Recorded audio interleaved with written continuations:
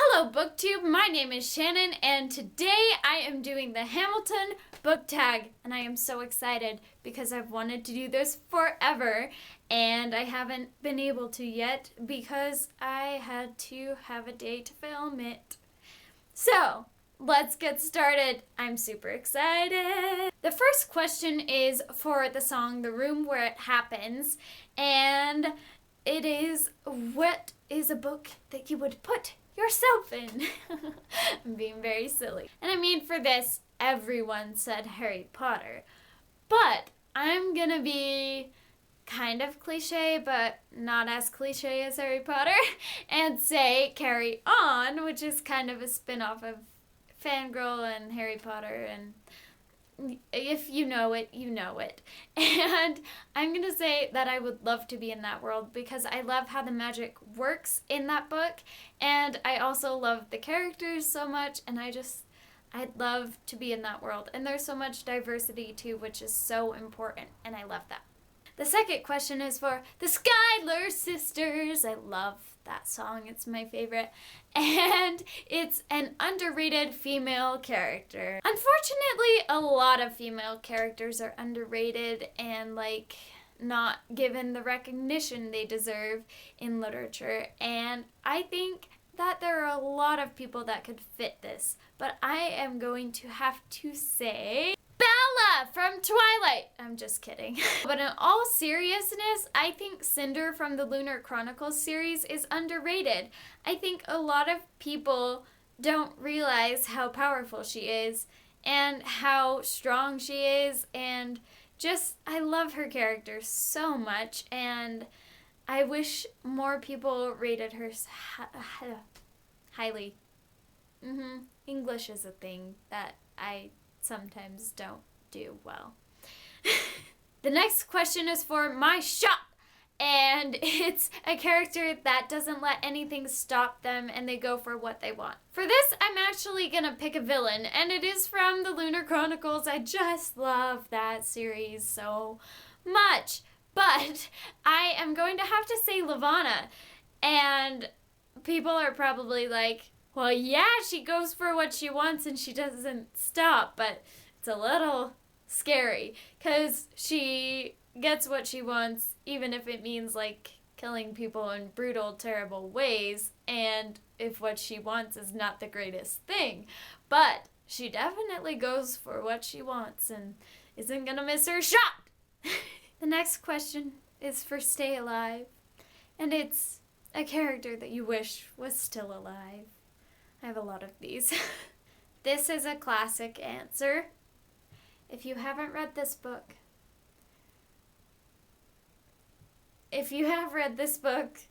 you know who I mean. Tears. The next question is for Burn, and it's the most devastating end to a relationship that you have ever read. And if you have not read Mockingjay in the Hunger Games series, you should mute your screen until I put the book down. Non-spoilery people, you better mute the screen or you're gonna get spoiled. Anyway, so in this book, it's not necessarily the end of a relationship, but the end of the relationship as it used to be.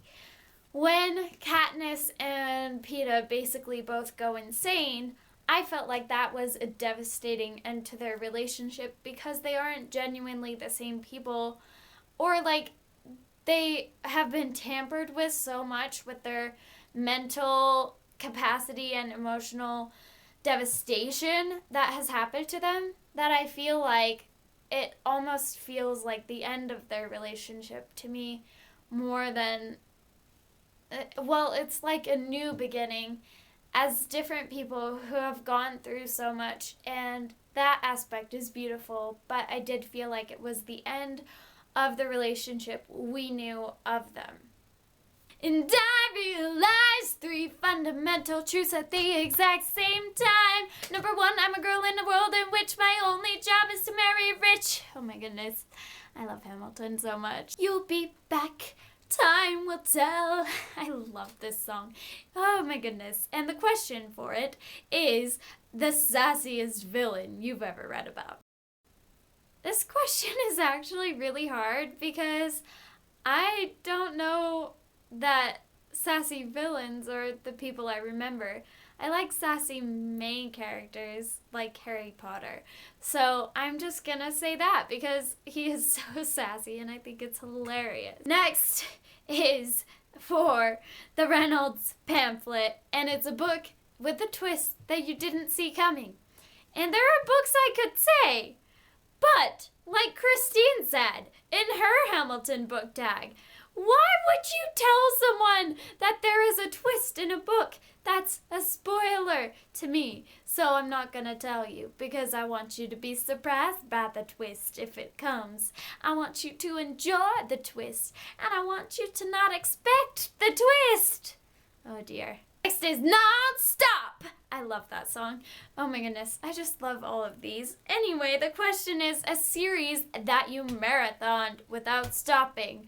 Oh my goodness, it's been a while since I've done this. Oh, but you know what it is? Twilight. I marathoned the crap out of Twilight.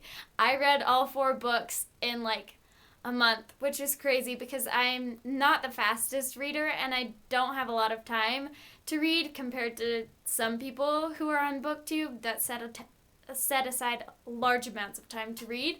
So I'm like, yeah, I still am impressed with how fast I read that series compared to like my normal reading pace because I was just so enthralled.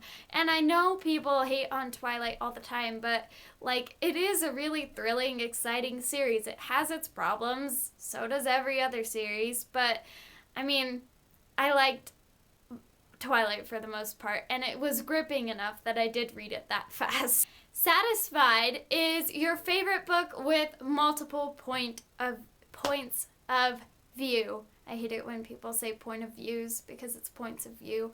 But, I mean, it's an easy one to mess up. Points of view. Let me just say that I love having multiple points of view in the first place. So any book that has multiple points of view, I'm probably going to be like, yes, I want to read that right now.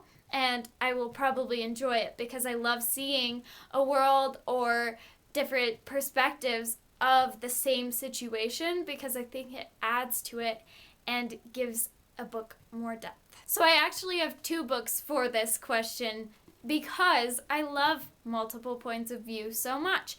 So I love The Kiss of Deception by Mary E. Pearson. It's such a good book anyway, but having the multiple points of view makes it even more enthralling and exciting, and I love that about it. It's also like, I also love The Fifth Wave. That's not what I'm mentioning as my answer, but I also love that because it's got multiple points of view, and you don't really know which is which until like the end of the book, which I also loved. Then I'm also saying Eleanor and Park. Technically, this is all in third person, but different chapters alternate between Eleanor's life and Park's life, even though they're both told in third person.